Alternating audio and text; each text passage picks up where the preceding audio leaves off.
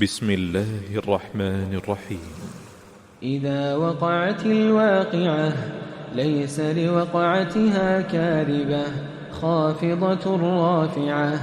إذا رجت الأرض رجا وبست الجبال بسا فكانت هباء منبثا وكنتم أزواجا ثلاثة فأصحاب الميمنة ما أصحاب الميمنة وأصحاب المشأمة ما أصحاب المشأمة.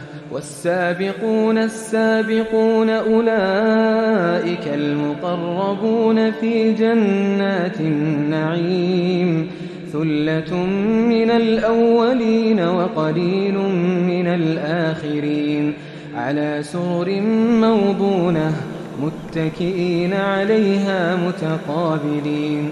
يطوف عليهم ولدان مخلدون بأكواب وأباريق وكأس من معين لا يصدعون عنها ولا ينزفون. وفاكهة مما يتخيرون ولحم طير مما يشتهون وحور عين كأمثال اللؤلؤ المكنون جزاء بما كانوا يعملون.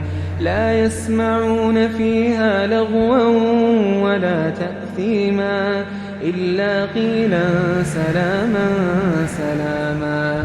وأصحاب اليمين ما أصحاب اليمين في سدر مخضود وطلح منضود وظل ممدود وماء مسكوب وفاكهة كثيرة لا مقطوعة ولا ممنوعة وفرش مرفوعة. إنا أنشأناهن إنشاء فجعلناهن أبكارا عربا أترابا لأصحاب اليمين ثلة من الأولين وثلة من الآخرين. وأصحاب الشمال ما أصحاب الشمال في سموم وحميم وظل من يحموم لا بارد ولا كريم. إنهم كانوا قبل ذلك مترفين وكانوا يصرون على الحنث العظيم وكانوا يقولون أئذا متنا وكنا ترابا وعظاما أئنا لمبعوثون أو آباؤنا الأولون. قل إن الأولين والآخرين لمجموعون إلى ميقات يوم معلوم. ثم إنكم أيها الضالون المكذبون لآكلون من شجر من زقوم فمالئون منها البطون فشاربون عليه من الحميم فشاربون شرب الهيم هذا نزلهم يوم الدين. نحن خلقناكم فلولا تصدقون. أفرأيتم ما تمنون أأنتم تخلقونه أم نحن الخالقون. نحن قدرنا بينكم الموت وما نحن بمسبوقين على أن نبدل أمثالكم وننشئكم فيما لا تعلمون. ولقد علمتم النشأة الأولى فلولا تذكرون.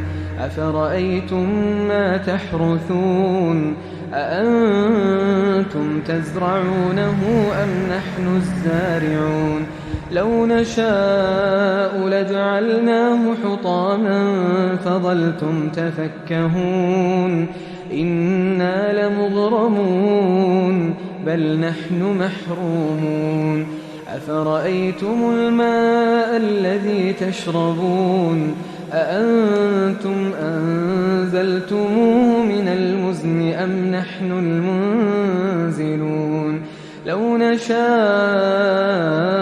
جعلناه أجاجا فلولا تشكرون أفرأيتم النار التي تورون أأنتم أنشأتم شجرتها أم نحن المنشئون نحن جعلناها تذكرة ومتاعا للمقوين فسبح باسم ربك العظيم فلا أقسم بمواقع النجوم وإنه لقسم لو تعلمون عظيم إنه لقرآن كريم في كتاب مكنون لا يمسه إلا المطهرون تنزيل من رب العالمين أفبهذا الحديث أنتم مدهنون وتجعلون رزقكم أنكم تكذبون فلولا إذا بلغت الحلقوم وأنتم حينئذ تنظرون ونحن أقرب إليه منكم ولكن لا تبصرون فلولا إن كنتم غير مدينين ترجعونها إن كنتم صادقين فأما إن كان من المقربين فروح وريحان وجنة نعيم وأما إن كان من أصحاب اليمين فسلام لك من أصحاب اليمين وأما إن كان من المكذبين الضالين